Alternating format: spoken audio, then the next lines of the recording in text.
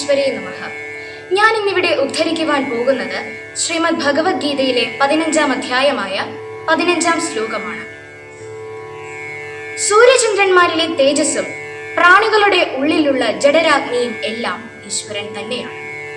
3 ലോകവും വ്യാപിച്ചു കിടക്കുന്ന അദ്ദേഹത്തെ അറിയുന്നവൻ ആ ഈശ്വരനെ പുരുഷോത്തമൻ എന്ന് വിളിക്കുന്നു. അധ 15-ോऽധ്യായഃ പുരുഷോത്തമയോഗഃ. ശ്രീഭഗവാനുവാച സർവസ്യ ചാഹം ഹൃദി സന്നിവിഷ്ടഃ മത്തസ്മിത് ജ്ഞാനമപോഹനം ച വേദൈശ്ച സർവൈരഹമേവ വേദ്യഃ വേദാന്തകൃത് വേദവിദേവ ചാഹം. സാരാംശം: സകല പ്രാണികളുടെയും ഉള്ളിലുള്ള ഈശ്വരൻ ആത്മാവായിട്ട് സ്ഥിതി ചെയ്യുന്നു. ആ ഈശ്വരൻ തന്നെയാണ് പ്രാണികൾക്ക് സ്മൃതിയും മറവിയും അറിവും ലഭിക്കുന്നത്. പുണ്യകർമ്മികൾക്ക് അവരുടെ പുണ്യകർമ്മങ്ങളിൽ നിന്നും സ്മൃതിയും ജ്ഞാനവും ഉണ്ടാകുന്നത് പോലെ പാപകർമ്മികൾക്ക് തങ്ങളുടെ പാപങ്ങളുടെ ഫലമായി മറവിയും അറിവില്ലായ്മയും ഉണ്ടാകുന്നു. സകല വേദങ്ങളിലും പറഞ്ഞിരിക്കുന്ന ഈശ്വരൻ ഒന്നു തന്നെയാണ്. നന്ദി. നമസ്കാരം.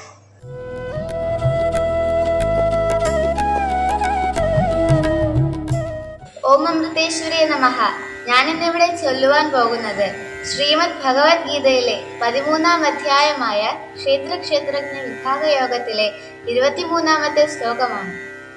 സത്വരജസ്തമോ ഗുണങ്ങളുള്ള പ്രകൃതിയാണ് ക്ഷേത്രം അഥവാ ശരീരം. ആ ക്ഷേത്രത്തെ അറിയുന്നവൻ ക്ഷേത്രജ്ഞൻ അഥവാ ജീവൻ. സകല ക്ഷേത്രങ്ങളിലും ഏകനായിരിക്കുന്ന ക്ഷേത്രജ്ഞൻ അഥവാ ഈശ്വരനാണ് കുടികൊള്ളുന്നത്. സ്വശരീരമാകുന്ന ക്ഷേത്രത്തിലിരിക്കുന്ന ബ്രഹ്മത്തെ കാണാതെ വേറിട്ട് ഭജിക്കുന്നവൻ അജ്ഞനാകുന്നു. അഥ 13-ോऽധ്യായഃ ക്ഷേത്രജ്ഞ വിഭാഗയോഗഃ.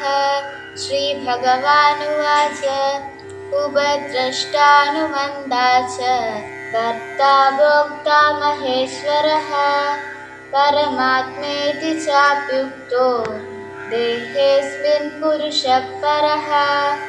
സാരം: ഈ ശരീരത്തിൽ വർത്തിക്കുന്ന കർമ്മപുരുഷൻ സാക്ഷിയെന്നും അനുവദിക്കുന്നവനെന്നും ഭരിക്കുന്നവനെന്നും അനുഭവിക്കുന്നവനെന്നും മഹേശ്വരനെന്നും പരമാത്മാവെന്നും വിളിക്കപ്പെടുന്നു.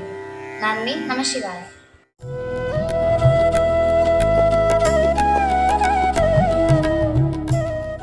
ഹരേ കൃഷ്ണ.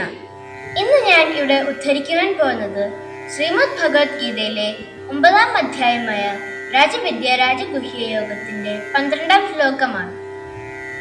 സൃഷ്ടി സ്ഥിതി സംഹാരത്തിന്റെ പ്രസക്തിയെ പ്രതിപാദിക്കുന്നതാണ് ശ്രീമദ് ഭഗവത്ഗീതയിലെ 9-ാം അധ്യായം.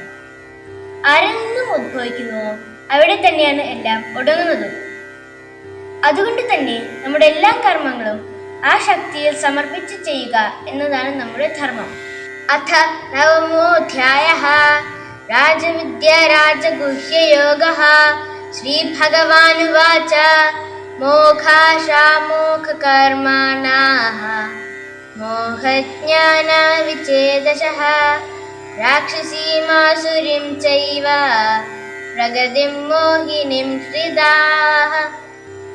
അർത്ഥം: വ്യർത്ഥമായ ആശയോടും കർമ്മത്തോടും ജ്ഞാനത്തോടും കൂടിയ അവിവേകികൾ രാക്ഷസീയവും ആസുരവുമായ സ്വഭാവത്തോടു കൂടിയവരാണ്. നന്ദി. നമഃശിവായ.